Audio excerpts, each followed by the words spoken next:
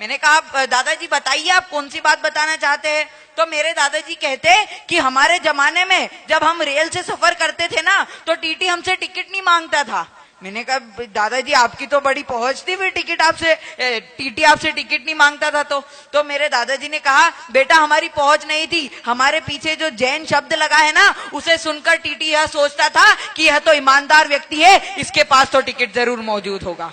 यह थी हमारी परंपरा। हम सत्य हमारी पहचान रह चुका है, मर्यादा हमारी पहचान रह चुका है। लेकिन यदि आज हम जैन समाज को देखें तो जैन समाज इन सब चीजों से विमुख होता जा रहा है। जैन समाज में मर्यादाएं कम हो चुकी है, सत्य कम हो चुका है, संयम कम हो चुका है। और यह सारी विकृतियां क्यों आ रही है मैं आपको बताना चाहूंगा। यह सारी विकृतियां आ रही है गुरुओं के अभाव से। क्योंकि जब हम गुरुओं के सानिध्य में बैठते हैं तो गुरु हमें बातें बताते हैं, गुरु हमें ज्ञान देते हैं, जैन धर्म की महिमा बताते हैं, और वह सब सुनकर हमें अपने आप पे गौरवान्वित महसूस होता है कि हम जैन समाज में पैदा हुए हैं। लेकिन आज गुरुओं का अभाव होने की वजह से हमारे जैन समाज का बच्चा समझ नहीं पा रहा है कि जैन समाज कितनी बड़ी होती है। आप यदि किसी बच्चे से पूछे कि बेटा जैन समाज इतनी बड़ी क्यों है, हमें इतना लोग सम्मान क्यों देते हैं, तो वो नहीं बता पाएगा। लेकिन इसका सही उत्तर तो यह है क्योंकि जितनी मान, जितना सम्मान, जितनी मर्यादा, जितनी अहिंसा हमारी समाज में मौजूद है, हिंदुस्तान की किसी भी समाज में उतना संयम,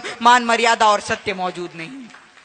हमें जैन समाज के बच्चों को बताना होगा कि बेटा तुम जैन हो, अपने आप पे गर्व महसूस करो। लेकिन मुझे तो ऐसा लगता है आने वाले समय में बच्चे अपने नाम के पीछे जैन लगाना भी भूल जाएंगे, क्योंकि वह तो यह जानते नहीं है कि जैन क्या होता है। हमें उन्हें यह बात बतानी चाहिए। और इस मंच से खड़े होकर मैं आप सभी से निवेदन करता हूं, आप सभी की कार के आगे आप उत्तम क्षमा लिखिए, जिससे सभी लोगों को यह पता पड़े कि यह जैन समाज में मौजूद एक व्यक्ति की गाड़ी है। क्योंकि उत्तम क्षमा तो जैन धर्म का ही आभूषण और जैन धर्म का ही उपकरण है। मैं तो कहता हूं कि यह वर्षा योग में हम जितना ज्यादा हम संयम अपने जीवन में धारण करें उतना बेहतर है। और हम सभी के मन में जो शंकाएं है आप गुरुदेव के सामने लाइए। मैं कहता हूं इस वर्षा योग में इस पूरे क्षेत्र को हमें समोशरण में परिवर्तित कर देना है, और निश्चित और रोज प्रत्येक दिन हमें गुरु के पास एक शंका लेकर जानी है और गुरुवर से कहना है कि आप प्रवचन में इस बात को जरूर हाईलाइट करें। जिस दिन हमने यह कर लिया, मैं कहता हूं जिस दिन हमने इंदौर जैन समाज के बच्चों को जैन धर्म का, जैन शब्द का, जैन आचरण का, जैन मुनि का, जैन साधुओं का, जैन भगवान का महत्व समझा दिया और मतलब समझा दिया, मैं कहता हूं कि कोई भी जैन व्यक्ति आपको अजैनी के साथ नहीं मिलेगा, या कोई भी जैन व्यक्ति अपने आप को अजैन नहीं कहेगा।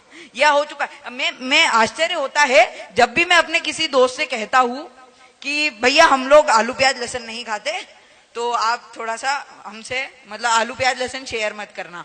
तो वो कहते हैं कि यार तुम आलू प्याज लहसुन क्यों नहीं खाते हो? हम तो खाते, हम खाते, हमें कुछ हो नहीं रहा है।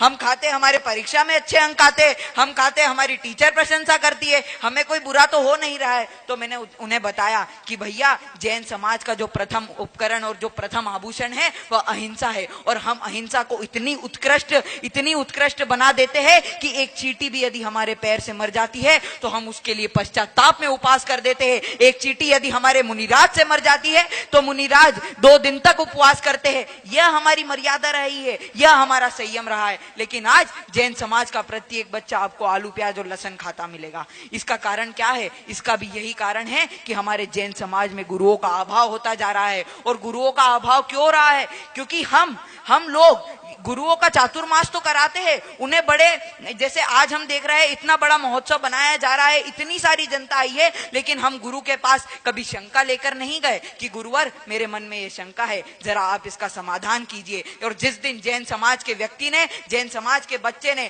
अपनी शंकाओं को गुरुवर के चरणों में रखने की कोशिश की, रखने का प्रयास किया, उस दिन यह जैन समाज इतना बड़ा हो जाएगा कि विश्व में जैन समाज से बड़ी समाज कोई नहीं होगी। मैं कहना चाहूंगा, आप लोग कहते हैं कि जैन समाज की जनसंख्या कम है इसलिए जैन समाज को इतना महत्व नहीं दिया जाता है। मैं कहता हूं जनसंख्या कम नहीं है, जितनी जनसंख्या है ना उसमें जैन धर्म का महत्व कम हो चुका है। जितनी जनसंख्या है वह जैन धर्म का मतलब भूल चुकी है। और जिस दिन हमने इतनी ही जनसंख्या को जैन धर्म का और जैन समाज का मतलब समझा दिया, उस दिन यह जैन समाज विश्व की सबसे बड़ी समाज बन जाएगी। मैं आपसे कहना चाहता हूं, यह बात तो आप सभी जानते होंगे कि जैन समाज में सबसे ज्यादा टैक्स पेयर पाए जाते हैं।